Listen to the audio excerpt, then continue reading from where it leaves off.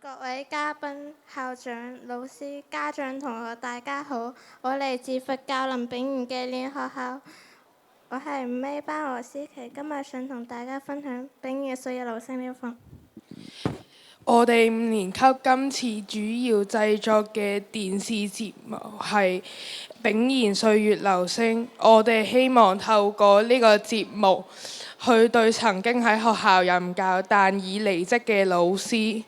表達感謝同懷念，呢啲值得我哋去記錄落嚟。啲老師走咗之後，我哋希望透過呢個節目去表達對佢哋曾經嘅教導同埋關懷之外，呢啲美好嘅回憶仲會記錄落嚟，俾更多人睇到，將來會成為學校具有特色歷史嘅一部分。之外，我哋仲可以透過呢個節目增加我哋嘅團體合作能力、表達能力同埋技術操作。首先，我們會收集老師的照片和影片，並收集回憶故事。亦可以採訪其他老師和校長，聽聽佢哋對呢位老師嘅印象和評價。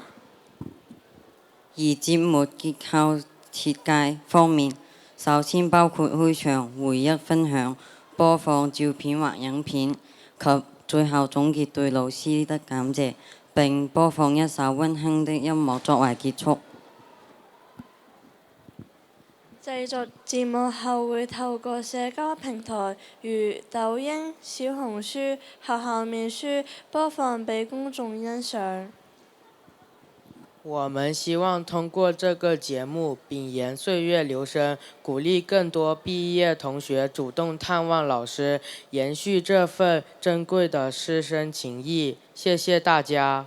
好多謝呢位呢一組嘅同學仔嘅分享，都希望大家可以俾啲熱烈嘅掌聲呢一組同學仔，因為我相信如果係離職嘅老師啦，都應該都會好感動嘅，聽到你哋呢一個方向。咁唔知道台下們嘅嘉賓們有冇啲乜嘢意見想分享呢？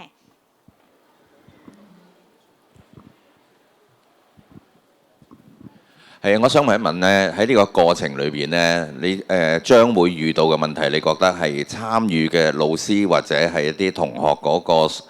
佢哋嘅積極性，會唔會你哋有啲咩方法吸引佢哋願意喺你嗰個項目上邊投放多啲嘅資源落去啊？